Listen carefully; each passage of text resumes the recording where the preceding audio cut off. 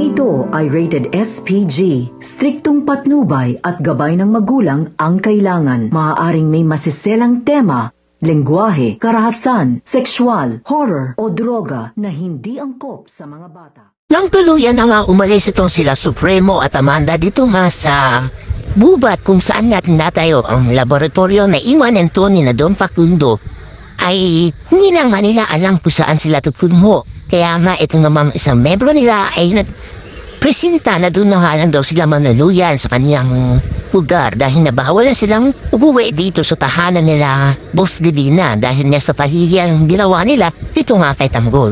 At ito namang sila Tanggol ay patuloy nga na itatayo ang naiwang laboratorio nito nila doon pupundo dahil nga ang alam nila ay dito nga daw sila magsisimulang yumaman hanggang hindi nga naibibenta itong Star of Venus. At ito naman si Boss Delina ay sabi nga ay siyang nga daw ang maglalabas ng pangkabuang pera sa itatayo nilang produkto dito nga sa laboratorio. Aabangan na natin kung magiging successful nga itong plano nila Tanggol at Boss Delina dito lang yan sa FTJ's Batang Quiapo.